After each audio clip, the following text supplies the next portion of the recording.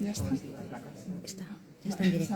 Está aquí. Que se coja el libro. Si no se va a quedar. Estamos en directo. Uy.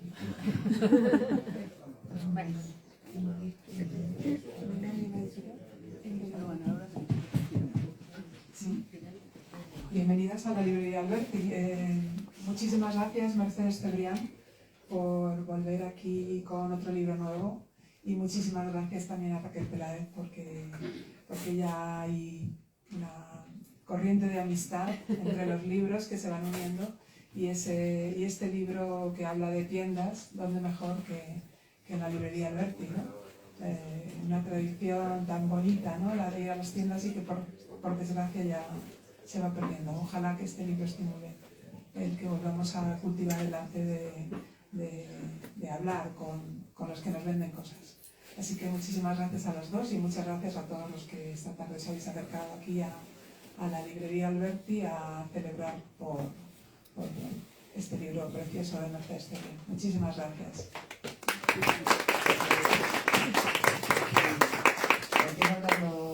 Lo primero, yo agradezco que tú te hayas sumado a esto y bueno, que en esta tarde estéis aquí y no en cualquier otro sitio. Y una cosita que me da pena, porque quien ha diseñado esta falda no está, iba a venir pero no puede, y es que, atención a que es muy parecido, como un poco penagos, así, pasar de penagos, que yo me la he puesto por eso. Ya no lo va a ver, pero da igual, se lo cuento yo. Nada, ya está. ¿Pero y quién es ella? Es Diana Martínez. Ah, Diana Martínez, enhorabuena, esa falda es preciosa, y la portada del libro también. No, la portada no la ha hecho Diana. Vale. Casualmente recoge ese glamour de seguir de tiendas antiguo, que es el que a mí me gustaba que estuviera en la portada. Bueno, estamos hoy aquí reunidos para honrar la obra de Mercedes Cebrián. Supongo que los que estáis aquí todos la conocéis, habéis leído muchas de las cosas que ha escrito, y me complace comunicaros que este nuevo libro de Mercedes es Cebrianismo en estado puro. Os va a dar de lo suyo todo, o sea, a mí me ha encantado, la felicito aquí delante de todo el mundo, y bueno, como creo que Mercedes no necesita introducción realmente porque la conocéis, ¿no? En realidad creo que quizás es interesante explicar por qué puede ser interesante esta conversación entre nosotras, ¿no? Que es que Mercedes y yo nos conocimos, no recuerdo cómo, pero es cierto que hemos compartido una tarde de tiendas, no sé si ya lo recuerdan.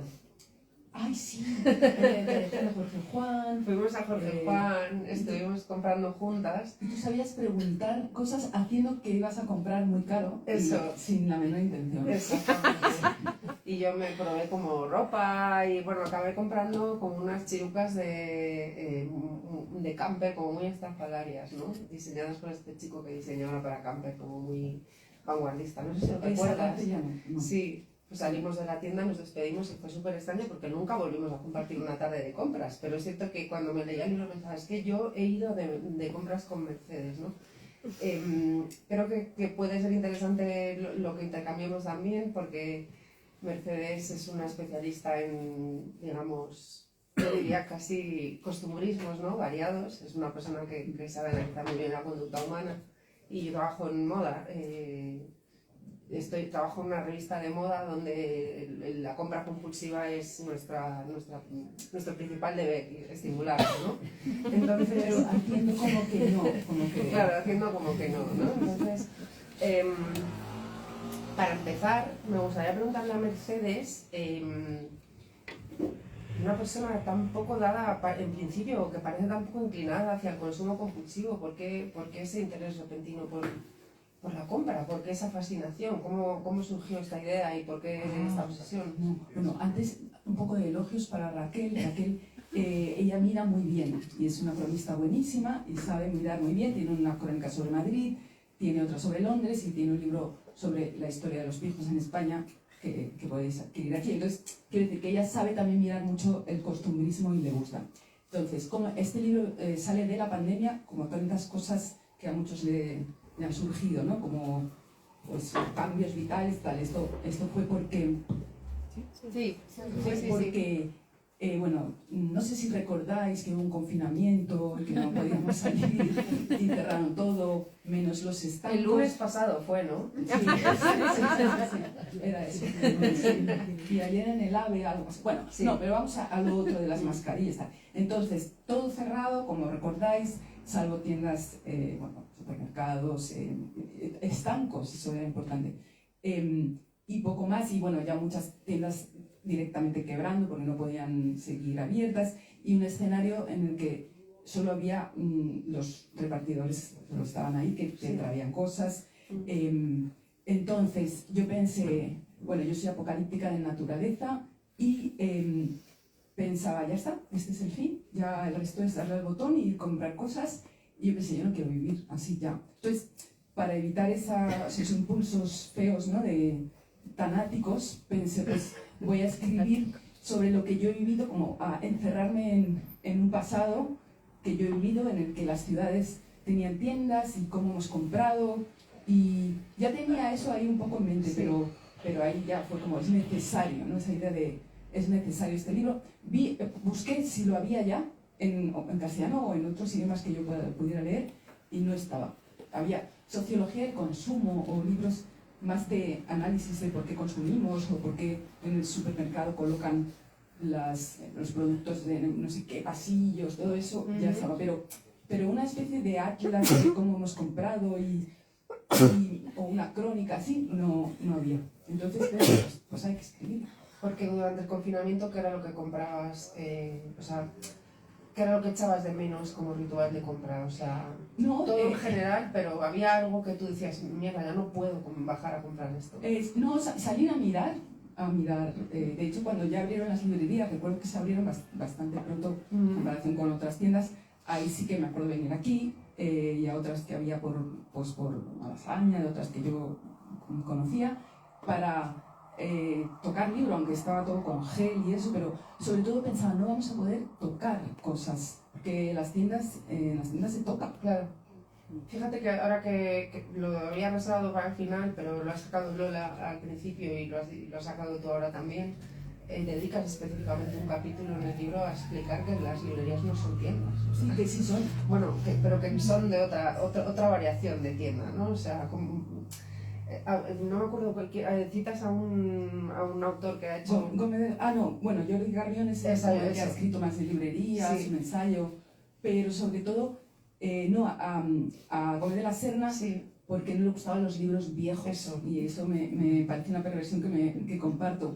El olor también, claro, ¿no? Que mencionas. Sí. Hay una cosa como, bueno, idealizada, que yo entiendo que el hallazgo del libro descatalogado, tal, pero bueno, a mí no me gusta. Normalmente la letra ya es muy pequeña para mi edad. En esos libros de otras décadas huelen mal. Y entonces me gustaba que el Gómez de la Serna, gran bibliófilo, estaba asqueado aquí en unos párrafos cuando va al rastro en Madrid, y para él no eran eso eran como papel grumoso y sucio lo que Ya. Fíjate que yo acabo de culminar una mudanza, ¿no? Y el volumen principal que transporté en el camión para irme al sitio nuevo eran en realidad cajas de libros. Es el patrimonio que tengo, no tengo más. Y no hay nada que manche más, ¿no? O sea, es asqueroso, la verdad. Yo pensaba, ¿por qué es tan sacrílego quemarlos? Los quemaba ahora todos. Manchan los libros. Muchísimo las manos, sí, porque acumulan mucho polvo, ¿no? Es como, no sé. Bueno, no me desvío. Me dices en el libro, que creo que eso tiene relación con el hecho de que estemos aquí las dos, que tenías una amiga que te llevaba por ahí, con la que ibas de compras y que te tenía como esclavizada. No, es que cuando te hacen encargos, bueno, dentro del libro hay muchas tipologías de la compra, ¿no? Que ¿para qué compramos? Pues compramos para regalar, o porque necesitamos, o por comprar por comprar. Y a veces te encargan cosas que a mí me gusta porque te generan como una pequeña misión si te vas fuera de tu ciudad. Sí. Y tienes como que encargarte de eso, pero de repente resulta como algo, como un castigo de una misión. Tengo que comprar eso que me ha dicho y buscarlo. A ver si puedo. Y bueno, esto era así. Pero esta persona que te mangoneaba, ¿era una amiga de tu infancia o quién era? Ahora no hablemos de eso, sí, pero no está aquí en la sala. No, porque seré yo la tarde que la llevé a camper. No está en la sala, no está en la sala. Me esclavizaba, me hacía probarme ropa de felín, de Miu Miu, toda la puta tarde. No, esto era un encargo, entonces era como, por favor, que sea tal cosa y tenías que buscar en encargo. Vale. Bueno, pues en relación también con esa amiga que no está aquí, a la que no vamos a volver a mencionar, me pensaba yo.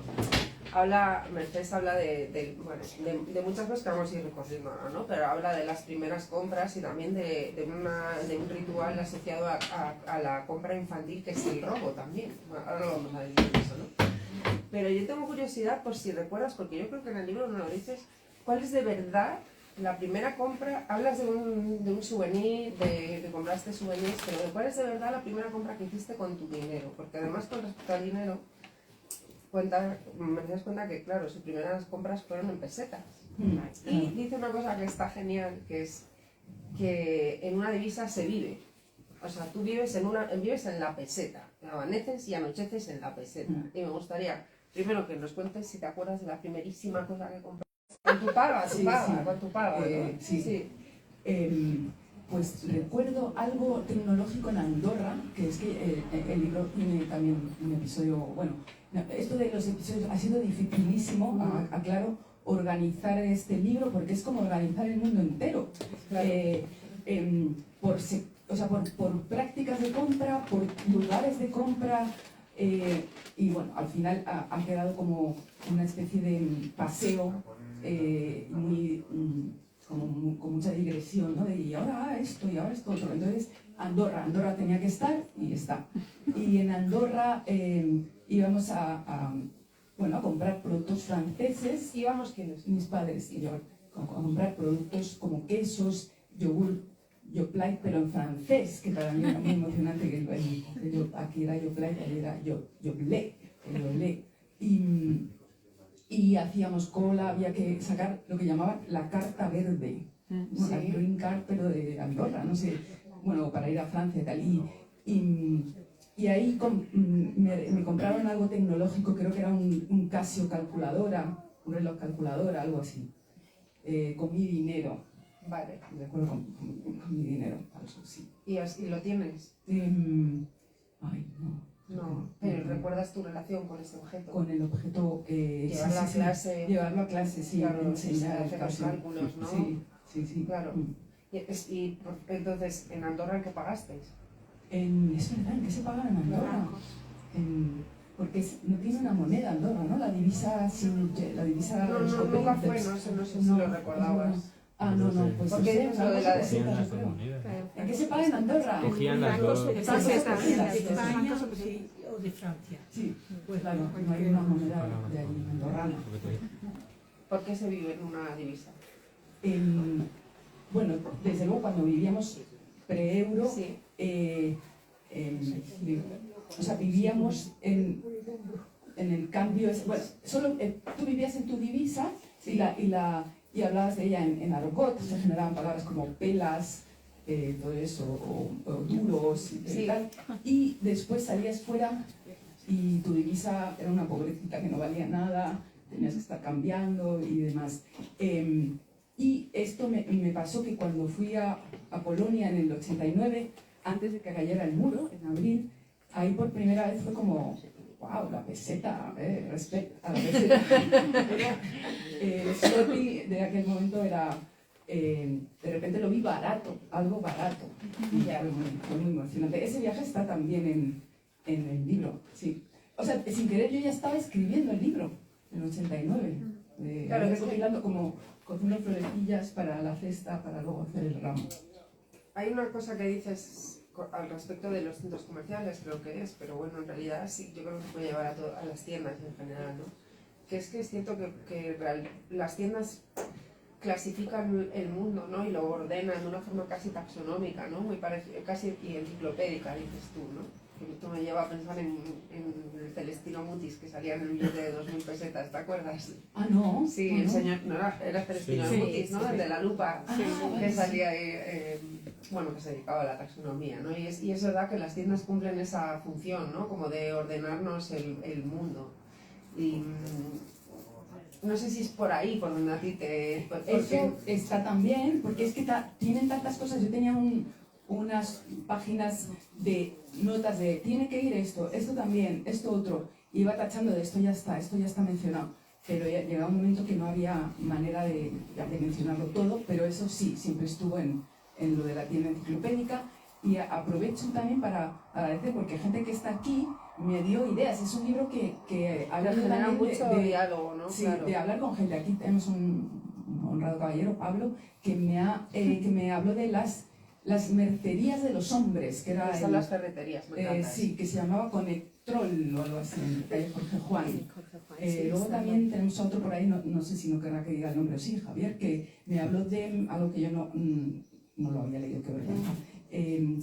La parte en la que en Busca de tiempo perdido el protagonista habla de los vendedores, como los gritos de los vendedores, que parece una salmodia y demás, Sí. asociándolo con el tapicero, señora, que hoy ha sido muy emocionante porque he escuchado una furgoneta del tapicero, pero ya no tiene la grabación que yo conocía, ¿Has que llegado siempre a era la bajar? misma. ¿Has llegado a No, bajar? ya estaba en la calle, No, quiero decirte que en el libro cuentas el timo del afilador, ¿no? Que tantas personas han sufrido y que a ti te debió causar mucho pesar porque eres una persona melancólica, nostálgica del pasado, con mucha carencia por las profesiones antiguas, y supongo que te causó mucho dolor bajar y comprobar que los afiladores son meros timadores en el siglo XXI. ¿no? Sí, eso fue un poco como una hipster queriendo, Claro. queriendo irse a las profesiones de antaño y llevar a afilar a la calle al oír el firurí, bajo con mi cuchillo. Y bueno, o sea, qué increíble. Fueron 2 cuchillos, yo por hacer gasto. Y le di 20 euros, bueno, una poca vergüenza. Nunca, si oyes el firurí, olvidad eso es una cosa del pasado, ya no hay que acudir al silbido del afilador. Bueno, vuelvo a lo de la taxonomía, porque es cierto que, claro, los lugares físicos donde se venden cosas con mucho nivel de especialización, es cierto que te permiten ver tripas del mundo que de otra manera no verías, ¿no?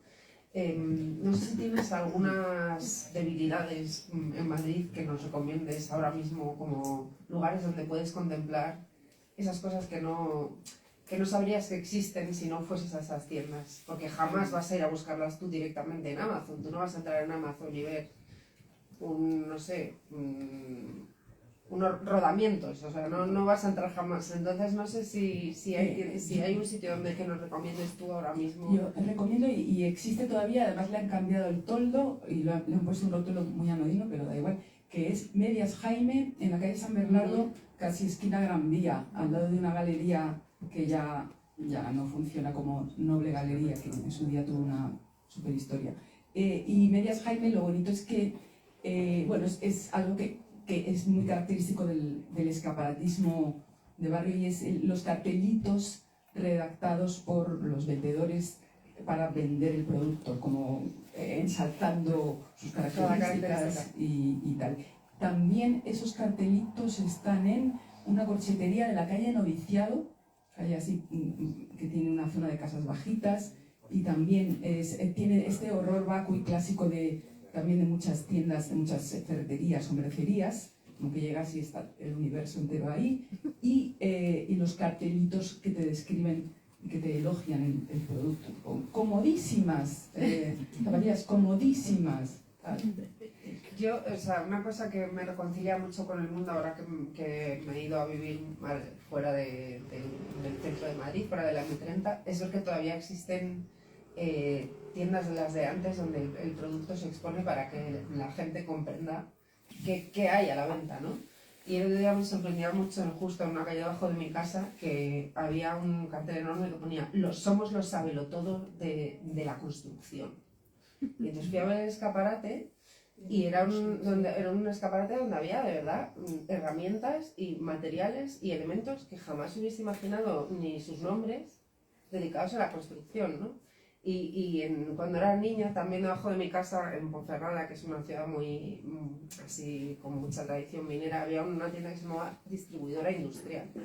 y tenían expuestos en el escaparate los productos de grandes aparatos industriales como si fuesen eso, zapatos de lujo, ¿sabes? Y me parecía una cosa maravillosa, que ahora creo que a lo mejor el declive del pequeño comercio que tú ensalzas en el libro tiene mucho que ver con que nos movemos mucho por los centros de las ciudades donde van cada vez a menos, ¿no? De hecho, el libro, que es ahora voy a la pregunta, está escrito un poco como en pasado, como si tú creyeras que el comercio está destinado a morir sin remisión. Me han preguntado en alguna entrevista, o así, Sí. que ya han caído algunas, sí, como si yo tuviera poderes para leer el futuro, o como si este libro fuera un análisis muy sesudo, sociológico de hacia dónde vamos, y yo no sé muy bien hacia dónde vamos. Yo entiendo que no puede acabar algo que durante tantas décadas ha dado tantas alegrías. Entonces mutará. Y se me ha ido una cosa que quería. Otra de las tiendas de estas que ya no, esas ya no volverán. Por ejemplo, Arcas Gruber en la calle Martín de los Heros. Eran como cajas fuertes. Bueno, pues eso, no sé si sigue Arcas Gruber, pero al final ese tipo de tiendas son como el showroom, que yo creo que el showroom va a seguir porque, por ejemplo, para una silla de oficina no puedes, tienes que probar tu silla de oficina, entonces tiene que haber un lugar donde te dejen probar sillas de oficina. Si no, entiendo que eso, o sea, eso no lo pueden... no tengo vocabulario, y Raquel, y ya de aquí a bueno, pero da igual. Que no se puede sustituir, digo, por no te lo pueden contar, tienes que sentarte, inclinarte, etc. Yo como te doy como dato así esperanzador que después de la pandemia el comercio, el retail experimentó un repunte importante, o sea, la gente quería ir a las tiendas físicas. O sea, contrariamente a lo que podría parecer, la gente quería la experiencia física, que creo que tienes toda la razón, que no va a desaparecer. Y tú tienes además datos ahí. Sí, hay datos científicos de que no... Obviamente en el centro de las ciudades el movimiento del pequeño comercio es el que es por el asunto inmobiliario, pero la gente quiere la experiencia carnal del comercio, ¿no? También tengo que decir, a lo mejor esto le decepciona a alguien, que este libro no es solo sobre las encantadoras tiendas de barrio, o sea, bombea sangre relacionada con eso, pero de todo tipo de experiencias de compra. Entonces, bueno, sí que hay un poco una romantización de esas tiendas, pero también un plantearme que por qué alguien seguiría generación tras generación vendiendo corsetería porque su familia lo hacía, y entiendo que cierren, o sea, que esas tiendas no se releve, porque normalmente eran familias que seguían hijos, nietos, y que nos sigan. Por ejemplo, un ejemplo está en la calle Toledo, que sí me ha sorprendido porque sigue abierto, una corsetería cerca de Caramelos Paco y de otra tienda que vende como argollas y mosquetones y cuerdas.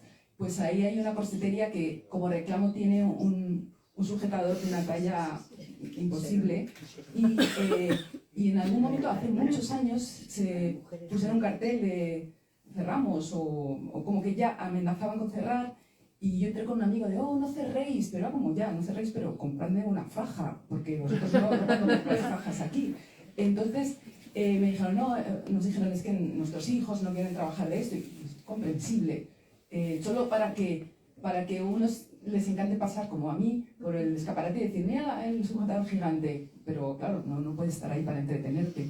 Entonces creo que en el futuro habrá una cosa que me parece muy perversa, pero la va a ver Raquel. Sí. Un simulacro, como un parque temático de calles de tiendas. Pues ya lo hay, eso. Ya lo hay. Yo creo, o sea, por ejemplo en París me da la impresión de que todo el centro de París es un simulacro de tiendas, ¿no? De repente es muy característico de París, ¿no? Que hay tiendas donde venden...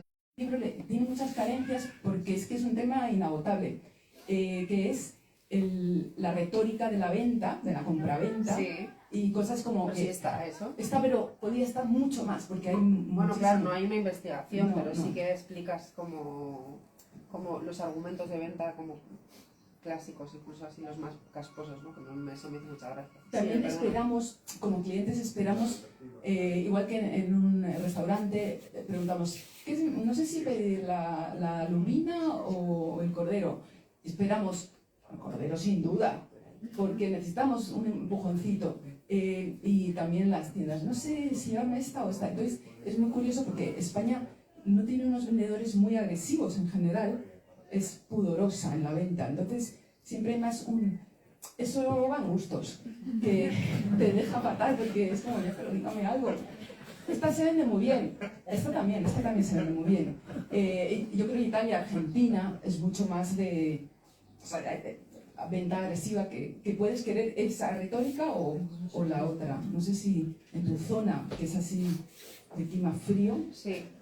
¿qué has encontrado en el vendedor? Pues depende, ¿eh? O sea, es que hay vendedores que son hiper especializados, ¿no? Que si tú te vas a comprar embutidos, ya te digo yo, te van a asesorar bien. Sí, pero no quieren hacerte que te lleves algo por llevar. No, Ellos no. prefieren, son muy honrados, No. es como, yo no sé cuál es mejor, o sea, usted decide. Ya. Y eso, ¿ves? Eso tendría que haber puesto más ahí en el libro. Venga, una fotocopia, hago ahí, no sé, 3 páginas y lo metemos. Mira, ahora que mencionas eso, me encanta como toda la parte que dedicas a los centros comerciales, ¿no? Porque hay como mucha, o sea, está muy bien clasificado y hay muchas diferencias entre unos y otros, ¿no? Mencionas uno polaco, ¿es?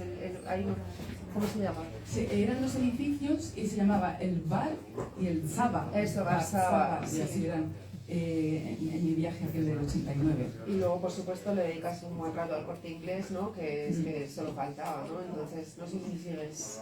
me interesa tu relación con el Corte Inglés porque a mí es un sitio que me fascina, como a Julia Moore.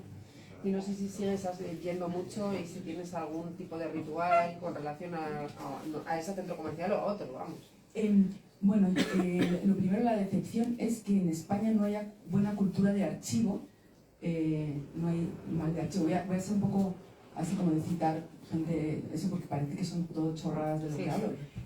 Como diría Derrida, mal de archivo, no hay mal de archivo, que es un libro de él. O sea, no hay esa fiebre archivística de que una empresa, por ejemplo, sabe que es patrimonio industrial de un país y tiene que guardar todo eso para, que no se sabe, pues para investigar historia, sociología, economía, etc. Entonces pregunté a gente conectada con el Corte Inglés si había ese servicio y era como, no sé, le voy a hacer a un compañero, pero no sé, no tiene pinta. En cambio, en Leeds, que se fundó Marks & Spencer, ahí en la universidad ha comprado el archivo de Marks & Spencer, entonces ahí yo quería ir, me imaginaba yendo a una biblioteca del Corte Inglés con todos los catálogos de juguetes, archivados de Navidad, los anuncios desde el año 60, bueno, eso no está. Ya. Y sí, para mí, o sea, si el Corte Inglés desaparece, yo creo que ya sí es el fin. No, totalmente. ¿Y tú tienes alguna costumbre tuya personal con respecto al Corte Inglés? O sea, cuentas en el libro, rememoras la experiencia que tuvieron Millás y la productora de A Vivir, que son 2 días, que se metieron a dormir al Corte Inglés, ¿no? Y tú dices como que el Corte Inglés ofrece productos para todas las fases de la vida, ¿no? Todas las etapas de la vida. ¿En qué etapa de la vida te gustaría dormir en el Corte Inglés? O sea, ¿en qué sección te quedarías a dormir? O sea, yo creo que de niños siempre era una fantasía. Entiendo que los niños de ahora tendrán otras fantasías y nosotros, pues yo sí que era un plan que comentábamos de qué harías tú en el Corte Inglés de noche. Pues me voy a los colchones, pues yo a los juguetes. Entonces eso hicieron, pero era un simulacro también, Millás y su compañera de la radio, porque estaba todo apalabrado, pero la idea era como, nos hemos quedado encerrados, venga, vamos. Y iban, eso, a colchones, a ropa y al gourmet, que eso es para esta etapa de la vida, yo creo que es. Y me acuerdo de una anécdota que tampoco está, porque es que faltan cosas, que se decía que en los baños del Corte Inglés en los 80 así, había trata de blancas, que yo, para mí trata de blancas era algo que, bueno, era como fascinante en su momento. Y entonces yo tenía miedo de ir al baño. No sé, era una leyenda urbana del Corte Inglés. Pero era como un rollo de cruising heterosexual. No, Prostitución. te raptaban y te... ¿Que te raptaban? Ah, trata de blancas que te raptaban. Sí, pero vamos, nunca me pasó. Ya, no, pero la típica leyenda urbana de los bazares chinos de que si entrabas te quitaban un riñón, ¿no? Sí, pues ahí no sabía trata de blanca. Fíjate que quizás los bazares chinos no tampoco, o sí que los no lo recuerdo. Sí, pero no, porque vale, yo sí. visité, ya antes de pensar en escribir el libro que ya se estaba escribiendo Sí. en la mente, fui con gente que está aquí en la sala también a Cobo Calleja. Porque yo tenía mucha ilusión de conocer Cobo Calleja, pero esperaba, no sé qué esperaba, también más fantasía, más todo. Es que me gusta mucho la expresión, no, no sé, las palabras me fallan. Raquel, no sé. Lo aléfico, el alef, el mundo entero eso, contenido ahí, contenido. ¿no? Entonces yo esperaba como Calleja también eso. Sí que había mucha repetición, más de lo mismo, Claro. que también en Ciudad de México, en el centro. Es como, vendemos un muñeco y vaya si lo vendemos. Es que está 50.000 veces repetido, el muñeco, como abrumada por la repetición. Y eso a mí me marea y me da como un gozo. Como una canción de misa, tengo un gozo en el alma, porque me marea un poco, me embriaga, como ¿quién ha producido tanto? Creen que lo van a comprar, pero ¿en cuánto tiempo? Y me pone en contacto con un montón de cosas que yo creo que a la gente le da un poco igual. Es que la gente está en otra cosa. Bueno, pero que... Mira, vas a una tienda de esas de cosillas al por mayor normalmente y piensas, para esto ha tenido que el ser humano aprender muchísima química, Claro. o sea, saber hacer plástico, saber hacer moldes. O sea, ha habido como un progreso y una evolución para hacer esos muñequillos repetidos que no van para nada. Es verdad que eso pasa también, o sea, es verdad que hay una cosa en el consumo masivo, ¿no? Y cuando ves las cosas así apiladas en grandes cantidades, en producción industrial, es verdad que te conecta a eso, te conecta a los procesos del mundo, ¿no? Y a cómo, y te empiezas a preguntar qué es trazar los pasos de ese producto, ¿no? La logística, eso, ¿no? cómo llegó ahí, de dónde viene, o sea, claro. Luego llegó en uno de esos contenedores Maex, y se quedó en un puerto y luego lo tienen que traer y ver. ¿Alguien tose? O sea, ¿están bien? Están bien. Pues todo eso es al final para que tengamos el llaverito tonto. Entonces entiendo que muchas personas digan esto no se puede consentir. Y yo soy un poco más perversilla porque os digo que me embriaga un poco. Claro. A ver, pero es que si no, no podría escribir. Quiero decir que si ya este libro yo pido al lector en la introducción que suspenda un poquito el juicio, porque si ya va de malas... Eso me hace pues gracia, no se puede... porque asocias, hay un sentimiento de culpa profundísimo con respecto al ritual del consumo y la compra. ¿Por qué? Bueno, yo tengo muchos superyoes contemporáneos que cuando yo escribía me estaban diciendo este libro es una vergüenza, no sé qué, me saltan.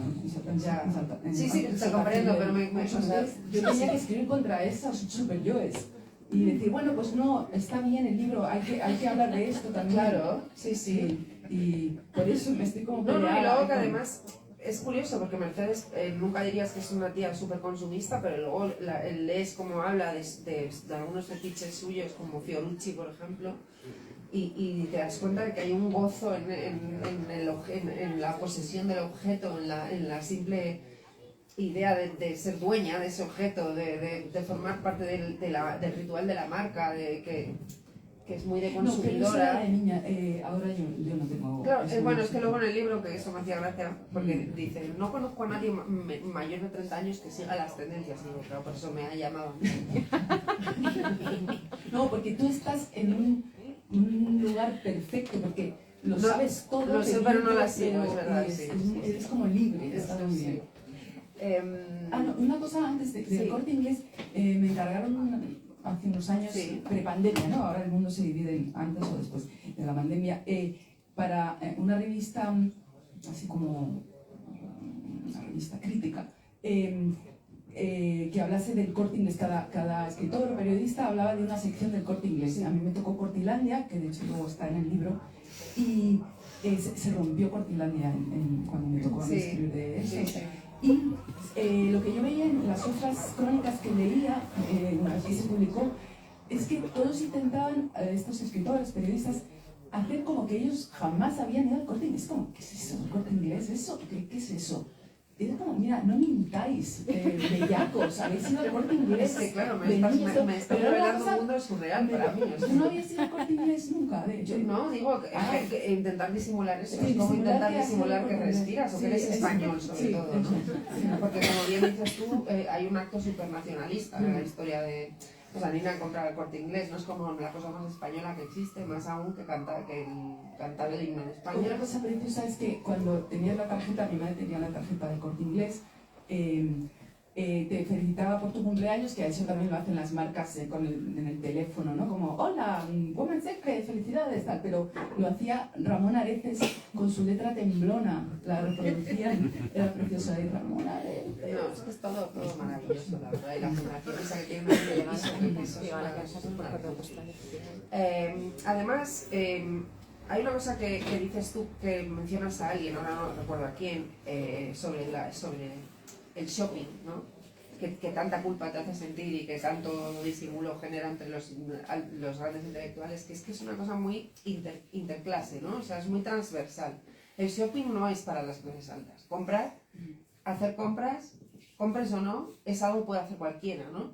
Y eso me parece interesantísimo, porque es un ritual social por excelencia, ¿no? O sea, elabórame esa idea que Sí, me gusta esto, mucho. desde el principio, como ya he dicho y tú me has señalado bien, yo tenía temas de culpa y de justificar la seriedad del libro, tal. Y entonces siempre que me asaltaban dudas o inseguridades, pensaba, bueno, los bares y los cafés y los restaurantes sí que hay más bibliografía al respecto de ensalzar el café, la cultura del café urbana en la Viena del 19 o los cafés literarios, tal. Entonces pensaba que era muy parecido porque alguien que trabaja en un bar también quiere en sus ratos de ocio ir a un bar a estar del otro lado. Entonces es muy parecido, se habla de los bares como lugares transversales, al menos en España. Entonces pensaba que también que las tiendas compartían muchísimo de cultura urbana, o sea, creaban ciudad y tejido social, me encanta eso. Sí. Y eso, y no... O sea, que también la culpa puede venir de esa cosa de pensar que como la actividad de comprar es una cosa para ricos, pero o sea, no lo es para nada, y es donde tú abres muchísimo o sea, la mirada hacia lo que es comprar, ¿no? Porque para ti comprar es también el acto de regalar, por ejemplo, ¿no? O sea, es muy interesante esa forma que tienes de ver el comprar, que incluye robar. No, era parte de Claro. que cómo no hablar de los hurtos en las tiendas Claro. en este libro. Sí, pero no sé si os ha pasado a los demás, si te ha pasado a ti, pero yo recuerdo que mis primeras experiencias relacionadas con comprar, por eso te he preguntado cuál era la primera cosa que... Yo me acuerdo que era súper emocionante ir a robar chicles al supermercado, ¿no? O sea, como... Y creo que muchísimos niños hemos hecho eso, ir a robar como rito de paso, digamos, hacia algo que no sé qué es, la delincuencia, no sé. Es verdad, el hurto. Sí, ¿no? Porque Como... es inferior a una cantidad. Y es muy típico entre los niños, ¿no? O sea... Y de Sí, hecho hay es esa... verdad que es un rito de paso. De a ver si te paso, atreves. claro, a ver si te atreves, ¿no? Y a ver si te meten en la sala esa en la que te metían en el Corte Inglés. O sea, súper mítica, ¿no? Esa sala. Yo la he oído por leyendas, porque en Ponferrada obviamente teníamos almacenes bodelón. con esos percheros redondos de las pantaloneras, que ya no las hay en ningún lado. Entonces me interesa mucho esa aproximación que haces al comprar como una cosa mucho más amplia que la pura transacción, ¿no? O sea, háblanos del arte del regalo, por favor. Claro, hubo una época, creo que ahora quedan muy pocas tiendas de regalos. Había tiendas de regalos, entonces si tú te pones a pensar, ¿qué quiere decir esto? ¿Por qué han llamado así? O sea, claro, hay que ponerse detrás de quien dice, venga, voy a abrir una tienda porque me voy a ganar así la vida. ¿Qué pongo? Pues una tienda de regalos, pero regalos no es un objeto específico, es una actitud, el regalo. Entonces puedes vender lo que sea, porque Claro. para regalar. Solía ir asociado a cosas poco prácticas o de capricho y demás. Sí. Y nada, entonces la tienda de regalos pues vuelve para regalo. Claro. Luego también, claro, es que hay muchas artes menores vinculadas con el mundo de las compras. Por ejemplo, el escaparatismo, que que es una pena, eso va a morir probablemente, y que hay arte, hay mucho arte, y el envoltorio del regalo que me contaron, gracias, como digo, a mucha gente que me ha ayudado en este libro, gente que trabajó en el Corte Inglés en las campañas pues, de Navidad y así, y que les enseñaban, les daban un curso en un Corte Inglés que había como de ficción para ensayar. Sí. Eso yo no lo sabía, en una planta de Corte Inglés, y ahí les enseñaban la manera de envolver específica del Es que Corte es Inglés. increíble cómo vuelven. Sí, como O sea, la japonesa, siguen la teniendo, manera ¿eh? como de pico, no sé. Es alucinante, o sea, vas y dices, pero ¿cómo lo ha hecho? O sea, luego llegas a tu casa y te sale un burruño. Es origami, un poco origami, ¿eh? Yo creo que es japonés. No, verdad, sí. No, las tiendas de regalos, la verdad es verdad que han desaparecido muchísimas. Yo creo que yo no viví en Madrid Musgo, que era una tienda de regalo por excelencia, ¿no? Pero teníamos, en Ponferrada teníamos su copia provinciana que se llamaba Trébol. Y entonces ibas ahí, eso, pues de repente tenían pues una Snoopy de cerámica, unas gomas de Hello Kitty, un coletero de no sé qué, una toalla mona, ¿no? Todo eso que es verdad que eso se ha perdido muchísimo. Y lo relaciono con otra cosa que sacas, que es el Vips. El Vips también, fíjate, lo del Corte Inglés, pensar que cuando desaparezca ya está, ha desaparecido para mí. Mi idea de España desaparece. El Vips también pensé que si desaparecía como tienda, me iba a cambiar la vida, ya no iba a reconocer la ciudad. Y bueno, al final se acabó como tienda y aquí Ha pasado sigo un poco, ¿no? intentando seguir adelante. Claro. Sí, no, pero es verdad que la desaparición del Vips fue, o sea, Sí. como tienda de regalos Y de como, libros, a ver qué libros tiene sí, ahí ¿no? baratos, Como sí. sitio donde vagar. Es cierto que ha sido una gran pérdida para, ¿no? O sea, a mí me ha dado mucha pena, la verdad. Y yo no soy de Madrid de toda la vida, pero sí me entristece. Para mí es que comprar es en realidad entrar a mirar, Claro, ante todo, y luego ya decides. Y esa satisfacción, que eso está estudiado, los psicólogos y los de marketing, de quien piensa que ha comprado bien, que yo caigo mucho en eso, en la etiqueta, decir esto no, porque es de tinta, hay que darlo al tinte, entonces me sale más caro, si lo compro luego después tengo que pagar una mensualidad en la tintorería, a la prenda y tal, esto se lava, todo eso, ¿no? De saber comprar y ver cómo es estar con gente que no sabe comprar. haces una alusión en cuanto a, bueno, a eso de... Lo asocio yo a lo de saber comprar, mis primeras compras con mis padres, que eran las de zapatería, ¿no? Que esas, yo supongo que se sigan haciendo. Como no he tenido hijos, ¿sabes? No he tenido que llevarles a comprarles zapatos nuevos, pero hay un famoso dicho de como un niño con zapatos nuevos. Es cierto que produce una ilusión especial comprar unos zapatos nuevos, ¿no? Y haces tú una mención en el libro a una cosa maravillosa, que es que si llevar zapatos nuevos es más de hortera o de muerto. Esto, la autora de esta falda es quien me enseñó esa frase. Los zapatos nuevos son de muerto o de hortera. Es como no había otra opción. Y entonces me sentía, pienso, claro, yo que disfruto de mis zapatos nuevos soy una hortera, porque muerta no estoy. Entonces también está esa cosa como de decir, bueno, hay que mancharlos ya para que ya dejen de ser oficialmente zapatos nuevos y ya sean unos zapatos comunes. Mencionabas el escaparatismo, ¿no? Como claro, o sea, el ver, ¿no? El ver el producto, el ir a comprar y ver, ¿no? Como la cosa definitiva asociada a las compras, ¿no? Y me gusta mucho la peculiaridad que mencionas sobre los escaparates soviéticos. Cuéntanos, porque me encantaría que todo el mundo aquí supiese cómo lo hacen. Bueno, a ver, yo no estuve en la Unión Soviética, sí, estuve en este rato en Polonia, en abril del 89, pero no tenía yo tampoco la mente muy despierta para analizar el escaparatismo aquí y allá y tal. Pero sí que después pensando en eso y leyendo sobre, me interesó mucho la Unión Soviética, la vida cotidiana de la Unión Soviética, y además de eso sí hay un montón de buenos libros, las colas para comprar en la Unión Soviética, las tiendas estas que había con divisas, bueno, todo eso. Y lo más cercano, así de ambientillo, lo viví en Letonia hace 2 o 3 años, que claro, Letonia ahora es Unión Europea, pero fue Unión Soviética. Era extrañísimo pagar en un sitio con esa pinta soviética, pero en euros. que el teléfono, ni siquiera el roaming era el mismo, gratis.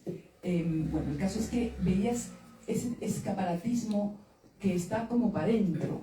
Entonces, pasabas por un sitio y decías, ¿esto qué es? ¿Una oficina? O te parecía ver algo, y era una tienda, pero había que entrar como por la puerta del portal, no se anunciaba mucho, y entonces pensé, claro, esto viene de atrás, y quiero pensar que viene de que no había un deseo de seducción para la compra. Era como, bueno, hay que comprar porque es así. El ser humano, el trueque más o menos o acabó o solo se da en algo de alimentación, pues, que sigue habiendo en países de esta zona. Bueno, mucho, y en el campo, en cualquier sitio seguro que hay trueque de me han sobrado calabazas, pues yo a cambio tengo no sé qué, pues funciona así, pero en la ciudad no. Entonces estaba esa cosa de, bueno, hay que vender, pero no vamos a anunciarlo como si con alaracas. Hicieron una venta como de poca seducción. Ya, es que Casi clandestino parecía. estoy pensando en ti escribiendo este libro como Ninoska, ¿sabes? Como dejándote, sucumbiendo a los placeres del capitalismo. O sea, esas tiendas son como que eso, lo miran como tú, ¿no? Como un pecadillo que no se debe cometer. Fíjate que mencionas las cortinillas que ponen en los escaparates para tapar, ¿no? Y pensaba yo que en los años, pues en los años 80 todavía, en el barrio de mis abuelos y ahora en el que estoy viviendo ahora, en Pueblo Nuevo, se ven muchos bares así pues setenteros, con cortinillas que intentan un poco como, o con cristales tintados. Había muchos bares en los años 70, ¿no? O sea, como intentando ocultar el vicio que había dentro, que era la gente bebiendo y jugando al dominó, o sea, que no era para tanto, ¿no? Pero es curioso como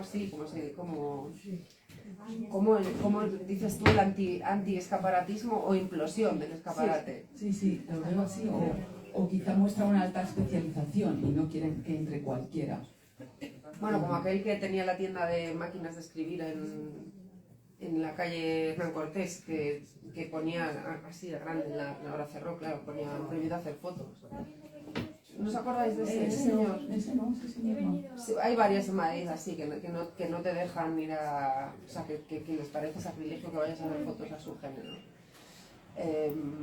Me pasó de niña prelimbiófila que entré en una que hay por la zona de Plaza Cerenque, librería para bibliófilos. Sí. Entré y el señor dijo como usted, o sea, aquí no hay nada para ti, niña, como mal, y pensar, si no se generan lectores, ¿sabes? De nuevo, pero...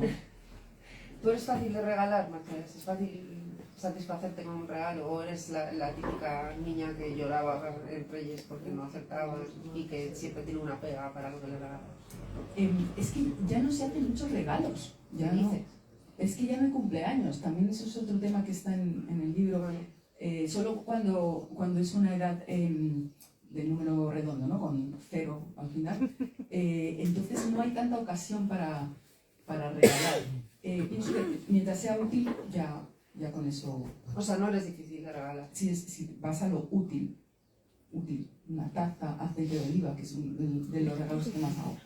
Claro, fíjate que una vez un señor que era como biógrafo de Diana de Gales me contó que ella había sufrido mucho en las primeras navidades con los Windsor, porque entre la aristocracia hacerse regalos está visto como una cosa de clase media y horterada, ¿no?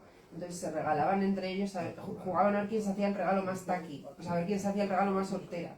Pues en plan, te traigo un jersey de Kashmir y todos se descojonaban, porque les parecía como, ¡oh!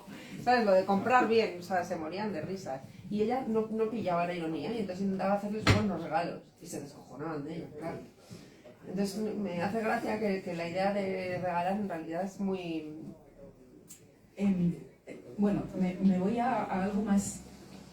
Bueno, un fracaso que tuve en el libro. Yo quería dotarlo de bibliografía muy seria. Entonces me fui al Don, ensayo sobre el Don de Mauss. Sí.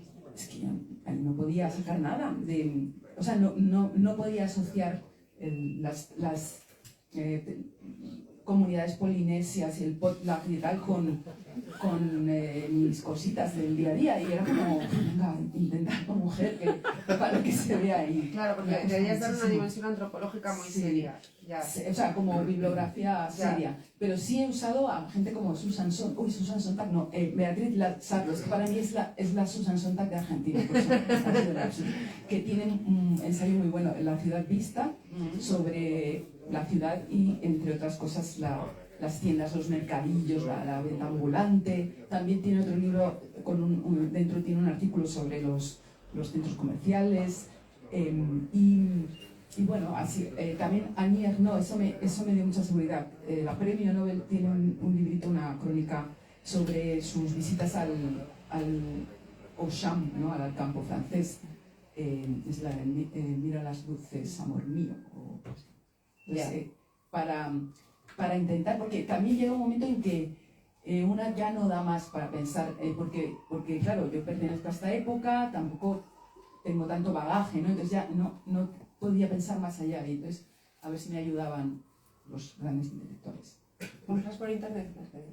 Solo cosas que tras patear y patear no hay manera, no lo encuentro. Por ejemplo, algún producto que tiene que ver con algo de bellas artes, cosas así. Y antes, al principio, decías que habías ido a comprar cosas por encargo, ¿no? No, esto sería, sí, en algún viaje, ¿no? ¿Y cuál es el encargo así que te han hecho más complicado? Sí, puedes comprarme... no sé, ahora mismo quiero olvidar, yo creo. Sí. Puedes comprarme... Ay, vas a ir, pues cómprame. Pero yo también hago el pequeño encargo, es bonito también eso, ¿no? Como que... Sí, a mí me encanta encargar comida, por ejemplo, ¿no? Sí. Tráeme, o sea, no sé, cuando alguien va a Londres les pido siempre unas mierdas del Tesco, que seguro que las hay idénticas en el Aldi, ¿sabes? Pero me hace ilusión ese ritual, por supuesto. Pues yo creo que ya estaría, ¿no, Mercedes? Vamos a las preguntas de la gente. No, me gustaría, bueno, esto a lo mejor te pongo un compromiso porque igual no te has leído el final, es que está Me he pasando leído mucho, todo, sí. que no se está leyendo en una especie de epílogo que hay, Sí. entonces qué divertido, es como, ya, al final no lo has leído. Bueno, sí, pero No, porque cuando dices que se le acaba todo, ¿no? No, O sea, pero es que es muy triste lo que ocurre al Pero final. no no, pero ¿por qué nos quieres contar el final de tu libro en la presentación del libro? Mercedes? Es la primera vez que me pasa esto. Es para ponerme a mí a prueba, si me lo he leído. Lo hacemos luego, en el Tera me lo preguntas, pero aquí no les destripes el libro es de las por el tema personas. de que tiene una parte de hondo dolor y no es toda alegría. Sí, pero ya te he preguntado, o sea, Ya, ¿qué quieres que te saque lo de las chaquetillas? No, mejor no. Es que, hombre, no sé, chica, es algo relacionado con eso, ¿no? Sí. Hay una historia muy bonita que es la historia de los de José Luis y sus chaquetillas, ¿sabes? Los de lavapiés. Pero yo creo que esa historia, ¿no? Es tan bonita y tan corta que hay que leerla, ¿no?